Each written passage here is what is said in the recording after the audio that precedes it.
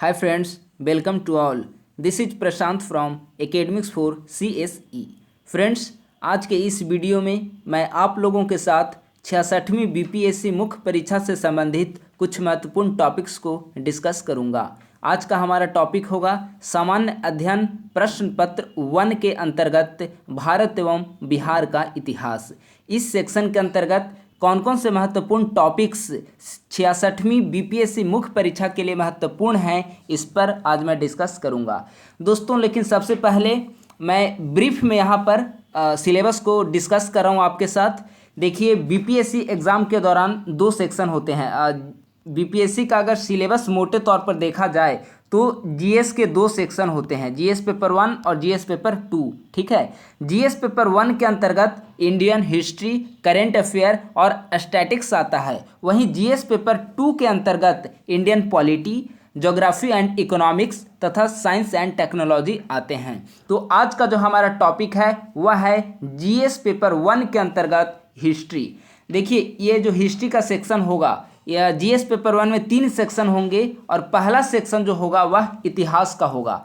इस सेक्शन में कुल 6 प्रश्न पूछे जाएंगे आपसे और 6 प्रश्न में से 3 प्रश्न आपको वहां पर अटेंड करनी है।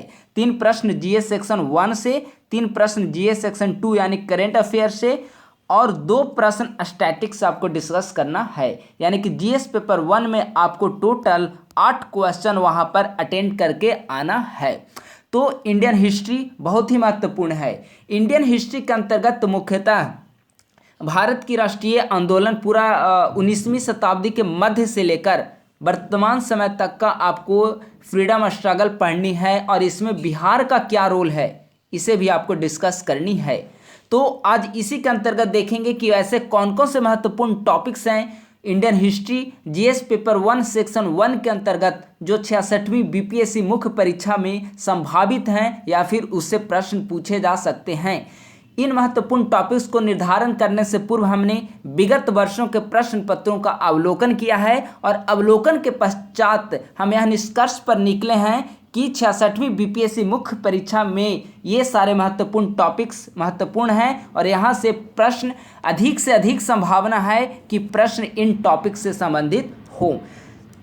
यहाँ पर आपको 6 टॉपिक दिए गए हैं और 6 टॉपिक दिए गए हैं, वहाँ पर भी आपको 6 प्रश्न रहेंगे। 6 में से 3 प्रश्न आपको अटेंड करने हैं और यह 100% गारंटी है कि आपको 3 प्रश्न वहाँ पे अटेंड करने हैं। तो इन 6 टॉपिक्स में से अगर आप इन सभी टॉपिक्स को तैयार कर लेते हैं तो जो 3 प्रश्न वहाँ पर अटेंड करने होते हैं वो 3 प्रश्न आप वहाँ पर काफ़ी आसानी से हल कर पाएंगे। तो यहाँ पर 6 टॉपिक जो महत्वपूर्ण है, जिसमें पहला है मौर्य कला।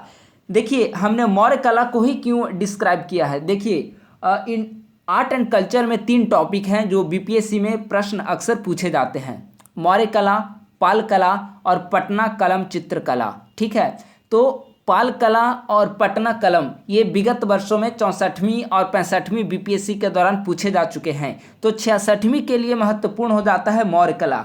और मौर्य कला अब प्रश्न जो है वह डायरेक्टली आपसे नहीं पूछा जाएगा जो ट्रेडिशनल वे में पूछा जाता था कि मौर्य कला की प्रमुख विशेषताओं को बताएं, ऐसा प्रश्न अब नहीं आएगा। ठीक है, प्रश्नों की प्रकृति में बदलाव देखने को मिला है विगत वर्षों के अगर प्रश्न पत्रों का अवलोकन किया जाए तो प्रश्न इस तरह से आ सकते हैं कि मौर्य कला से आप क्या समझते हैं, मौर्य काल के दौरान किस प्रकार से कला का विकास हुआ है, मौर्य कला की प्रमुख विशेषताएं कौन कौन सी है, मौर्य कला का बौद्ध धर्म का मौर्य कला पर क्या प्रभाव पड़ा है। यानी कि प्रश्न जो हैं वे हल्के घुमावदार प्रकृति के होंगे, लेकिन प्रश्न कहीं ना कहीं डायरेक्टली या इनडायरेक्टली रूप से मौर्य कला से ही संबंधित होंगे। मौर्य कला के बाद पटना कलम चित्रकला भी महत्वपूर्ण है क्योंकि पिछले ईयर पाल कला पूछा जा चुका है। तो ये 2 प्रश्न हैं, आप आर्ट एंड कल्चर में पाल कला को आप स्किप कर दीजिए और मौर्य कला और पटना कलम चित्रकला को आप काफ़ी अच्छे तरीके से कंप्लीट करिए क्योंकि एक क्वेश्चन वहाँ पर 38 मार्क्स के होते हैं। 3 क्वेश्चन हिस्ट्री में करने हैं, यानी कि 38 × 3 करेंगे तो 114 नंबर का आपको हिस्ट्री वहाँ पर पूछा जाएगा। तो अगर आप इन 2 टॉपिक्स को अच्छे तरीके से करते हैं तो यह 100% गारंटी है कि 38 मार्क्स के क्वेश्चन आप काफ़ी इजीली तरीके से वहाँ पर उसे हल कर पाएंगे। अगला महत्वपूर्ण टॉपिक है नेहरू एवं टैगोर। देखिए सिलेबस के अंतर्गत जो थिंकर टॉपिक है इंडियन हिस्ट्री के अंतर्गत, तो 3 इंपॉर्टेंट थिंकर हैं, गांधी, नेहरू और टैगोर। ये 3 महत्वपूर्ण हैं। इसके अलावा आपको डॉक्टर राजेंद्र प्रसाद, राम मनोहर लोहिया, जेपी जैसे प्रश्न भी पूछे जा सकते हैं। लेकिन ये यहाँ पर जो गांधी, नेहरू और टैगोर टॉपिक हैं, तो गांधी विगत वर्षों में पूछे जा चुके हैं, तो इस बार अधिक संभावना है कि नेहरू और टैगोर से संबंधित प्रश्न वहाँ पर पूछे जाएं। अगला है भारत छोड़ो आंदोलन। यह महत्वपूर्ण है क्योंकि भारत छोड़ो आंदोलन से संबंधित प्रश्न कई वर्षों से नहीं पूछे गए हैं, तो यह प्रश्न बहुत ही महत्वपूर्ण हो जाता है। और भारत छोड़ो आंदोलन में भी स्पेशली आपको जो फोकस करनी है वह बिहार में भारत छोड़ो आंदोलन का किस प्रकार से प्रसार हुआ है, बिहार में भारत छोड़ो आंदोलन का रूप किस प्रकार से था, कौन कौन से प्रमुख लीडर बिहार से भारत छोड़ो आंदोलन में महत्वपूर्ण भूमिका निभा रहे थे, जैसे प्रश्न भारत छोड़ो आंदोलन से संबंधित बहुत ही महत्वपूर्ण है। चंपारण सत्याग्रह भी प्रश्न महत्वपूर्ण है क्योंकि चंपारण सत्याग्रह बिहार के इतिहास से संबंधित एक ऐसा महत्वपूर्ण टर्निंग पॉइंट था जिसने भारत की समस्त जो उस समय की स्वतंत्रता आंदोलन का जो तरीका था उसे बदलने का कार्य किया है। चंपारण सत्याग्रह के बाद किसान जो वर्ग थे वे भारतीय स्वतंत्रता आंदोलन के मुख्य सेंटर में आ गए। मुख्य टर्निंग पॉइंट साबित हुआ चंपारण सत्याग्रह का आंदोलन जो 1917 ईस्वी में घटित हुआ था। तो यह महत्वपूर्ण टॉपिक है। इसके बाद 1857 का विद्रोह और जनजातीय आंदोलन भी महत्वपूर्ण है। 1857 का विद्रोह आप करेंगे तो 1857 के विद्रोह के दौरान बिहार में 1857 के विद्रोह का क्या प्रभाव पड़ा है, बिहार में 1857 का विद्रोह का प्रसार किस प्रकार से हुआ है, ये सारे टॉपिक्स आपको करने होंगे। ये टॉपिक्स हैं, इसके अंतर्गत सब टॉपिक आपको कई डायमेंशन में कवर करने होंगे। साथ ही आपको जनजातीय आंदोलन को भी करना होगा क्योंकि जनजातीय आंदोलन एक तो बिहार की राजनीति में बहुत महत्वपूर्ण भूमिका रही है जनजातीय आंदोलन की स्वतंत्रता संग्राम के दौरान। दूसरा पॉइंट जो जनजातीय इशू है वह काफ़ी ज़्यादा समसामयिक मुद्दे में भी जो टॉपिक के रूप में काफ़ी ज़्यादा इंपॉर्टेंट हो जाता है। तो आपको इंडियन हिस्ट्री के अंतर्गत ये सारे टॉपिक्स आपको कवर करनी है।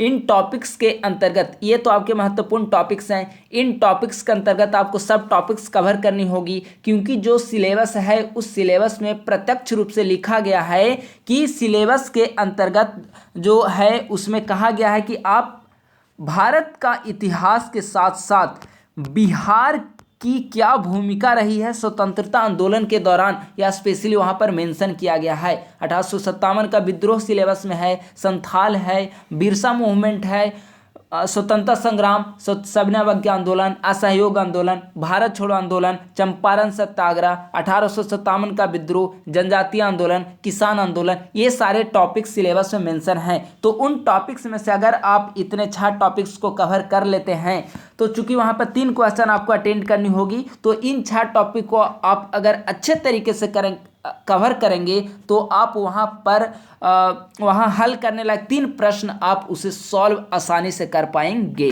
चूँकि एक प्रश्न 38 क्वेश्चंस का 38 मार्क्स के होते हैं, तो आपको काफ़ी स्पीड आपको आंसर राइटिंग मेंटेन करना होगा।